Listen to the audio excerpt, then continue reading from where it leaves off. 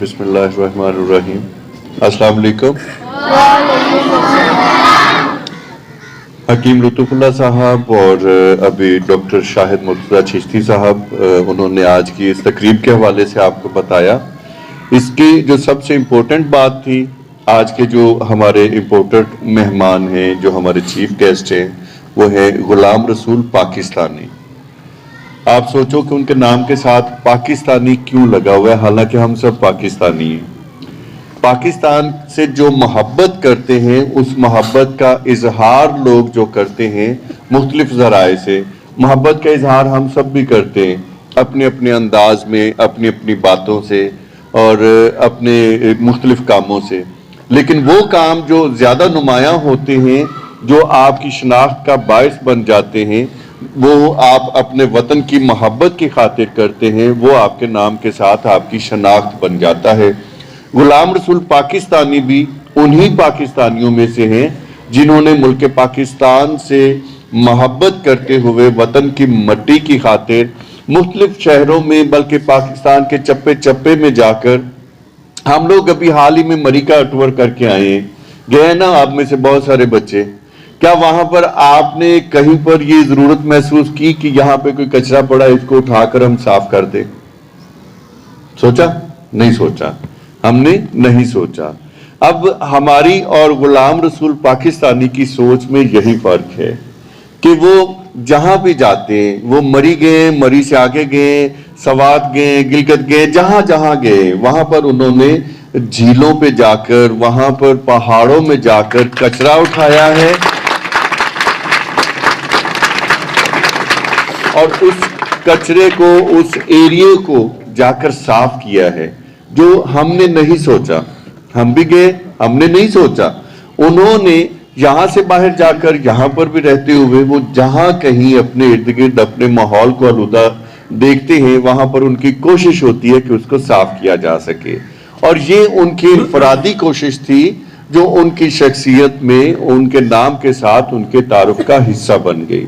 تو اب میں دعوت دوں گا جناب غلام رسول پاکستانی صاحب کو.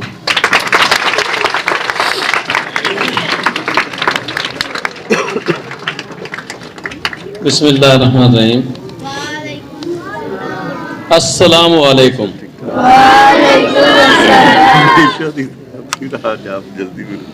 پاکستان ہمارا ملک نہیں ہے، بلکہ یہ ہمارا گھر ہے، اور ہمیں فخر ہے کہ اللہ رب العزت نے ہمیں پاکستان کے اندر پیدا فرمایا ہے. پاکستان پوری دنیا کے اندر سب سے زیادہ خوبصورت ہے. یہ میں نہیں کہہ رہا ہوں، بلکہ جو پوری دنیا سے ٹورسٹ آتے ہیں ہمارے شمالی علاقہ جات کو دیکھنے کے لیے، جیسا کہ آپ لوگ مری گئے، اسی طرح کشمیر ہے، KPK ہے، گلگت بلتستان ہے. ہماری یہ جو بلندیاں ہیں، جو بلند و بالا پہاڑ ہیں، ہماری چوٹیاں ہیں، اور ہمارے وہ سرسبز اور شاداب میڈوز ہیں، ہماری جھیلیں ہیں، ہماری آبشاریں ہیں، ان کو دیکھنے کے لیے پوری دنیا کے جو ٹورسٹ ہیں، ان کا یہ خواب ہے کہ وہ ہمارے ملک کے ان حصوں کو دیکھیں. کیوں کہ اس طرح کی خوبصورتی پوری دنیا کے اندر کہیں پر بھی نہیں پائی جاتی ہے. اب پوری دنیا کے جو ٹورسٹ ہیں ان کی یہ جنت ہے. کون سی جگہ؟ پاکستان کے شمالی علاقہ جات. اور ہم ان کا کیا عشر کرتے ہیں؟ ہم وہاں پر جاتے ہیں، کھاتے ہیں، پیتے ہیں. یہ جو ڈبے ہیں جوس کے، بوتلیں ہیں، ریپر ہیں بسکٹ وغیرہ کے، چپس وغیرہ کے، ان سب کو وہیں پر پھینک کے آ جاتے ہیں. گویا ہم جو پوری دنیا کی سیاحوں کی جنت ہے، اس کو ہم گندا کرنے میں اپنا کردار ادا کر رہے ہیں. تو ہم سب لوگوں کو اپنے ملک کو صاف کرنا ہے، کیونکہ یہ ہمارا ملک نہیں ہے، یہ ہمارا گھر ہے. اور اپنے گھر کو صاف کرنے کے لیے ہم اپنے سکول سے، اپنے گھر سے، اپنے گلی اور محلے سے ہم اس کا اسٹارٹ کریں گے. اور تمام جگہوں کی، کہیں پر بھی ہم ریپر نہیں پھینکیں گے. کوئی اگر ہم میں سے پھینکتا ہے تو اس کی وہ بوتل یا ریپر یا کوئی بھی وہ چیز اس نے پھینکی ہے، اس کے سامنے اٹھا کے کچرا دان کے اندر ڈال دیں. دوسری بات یہ ہے کہ پاکستان کے اندر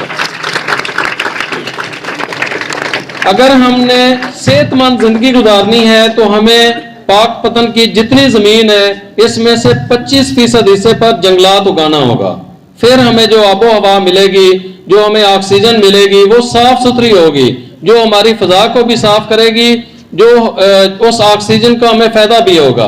तो हमारे इस वक्त पाकपतन के अंदर चंद 100 पौधे हैं, अगर हम गूगल मैप के जरिए देखते हैं तो चंद 100 बड़े पौधे हैं। हमने इन पौधों की तादाद बढ़ानी है और उसका तरीका ये है कि आप सब बच्चे अपने अपने घरों के अंदर एक एक पौधा लगाएं और उस पौधे को लगाकर उसको दरख्त बनाएं। इसके लिए हमने पाकपतन के जितने अदारा जाते हैं उनके अंदर 100 पौधे लगाने का हमने एक अज़म किया है और बड़े साइज के हम पौधे लगा रहे हैं। आप लोगों ने न सिर्फ खुद पौधे लगाने हैं बल्कि जो भी पौधे लगे हुए हैं आपकी गली के अंदर हैं, आपके रास्ते के अंदर हैं, अगर गर्मियां होती हैं और वो देखते हैं कि सूख रहे हैं तो घर के अंदर से एक पानी की बोतल भर के लानी है और उनको पानी देना है।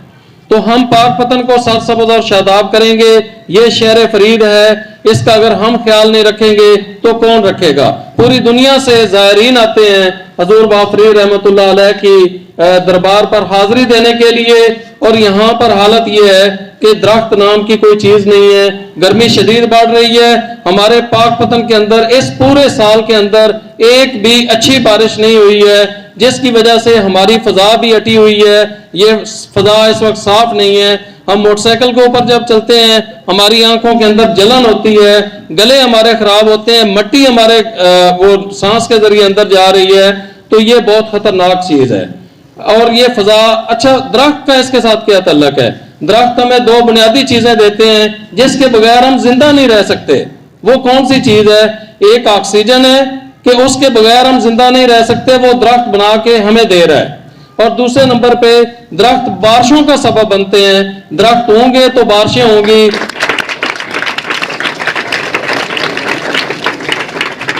तो इसलिए हमने अपने आप को बचाना है, अपने आप को जिंदा रखने के लिए ज्यादा से ज्यादा दरख्त लगाने हैं। आप सबका बहुत शुक्रिया। जी व्यूअर्स, अगर आपने अभी तक हमारा चैनल सब्सक्राइब नहीं किया तो सब्सक्राइब कीजिए और साथ में दिए गए घंटी के बटन को ज़रूर दबाइए ताकि अपडेट्स आपको बाकायदगी से मिलती रहें।